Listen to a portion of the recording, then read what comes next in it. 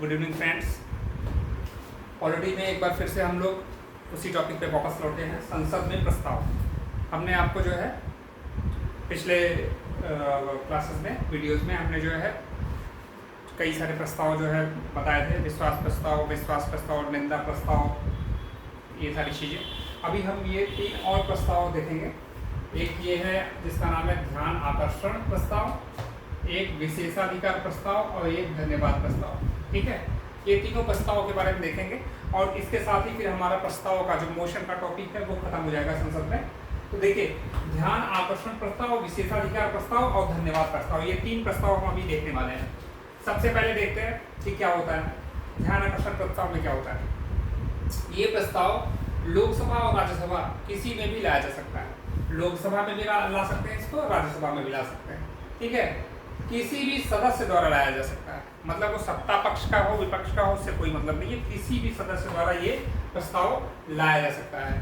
प्रायः ये प्रस्ताव जो है विपक्ष द्वारा लाया जाता है ना, लेकिन ऐसी कोई बंदिश नहीं है, किसी भी सदस्य द्वारा लाया जा सकता है। किस लिए लाया जाता है ये? जो मिनिस्टर्स होते हैं, जो मिनिस्ट्री होती है, जो काम करते हैं, सरकार के प्रतिनिधि होते हैं, जो कार्य करते हैं, उन मंत्रियों का ध्यान किसी विशेष विषय पर आकर्षित करने के लिए, उनका ध्यान आकर्षित करने के लिए ये प्रस्ताव लाया जाता है। ठीक है, तो ये हो गया ध्यान आकर्षण प्रस्ताव, इसके नाम से ही पता चल रहा है। विशेषाधिकार प्रस्ताव, विशेषाधिकार प्रस्ताव का लोकसभा में भी लाया जा सकता है, राज्यसभा में भी लाया जा सकता है।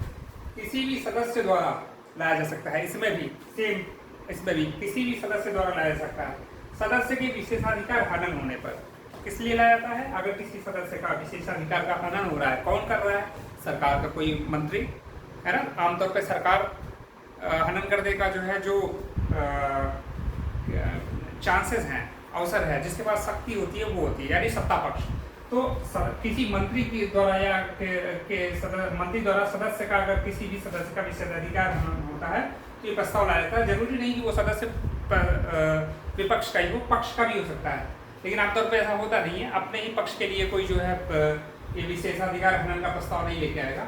धन्यवाद प्रस्ताव ये कब आता है? राष्ट्रपति का अभिभाषण होता है जब, जो है, ठीक है, राष्ट्रपति का अभिभाषण होता है, उसके बाद उस अभिभाषण पर एक प्रस्ताव लाया जाता है सदन में। ठीक है, प्रस्ताव जो है दोनों सदनों में प्रस्तुत किया जाता है और उसको पारित कराया जाता है।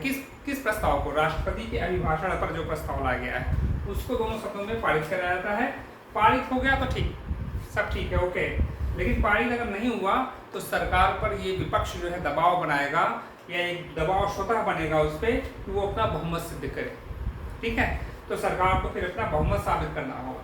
तो ये 3 तरह के देखिए प्रस्ताव है, ध्यान आकर्षण प्रस्ताव, विशेषाधिकार प्रस्ताव, धन्यवाद प्रस्ताव। ज़्यादा इसमें कोई बहुत कुछ है नहीं, आप इसको जो है एक बार देख जाएंगे, आपको समझ में आ जाएगा। तो अभी ये प्रस्ताव का टॉपिक हमारा खत्म।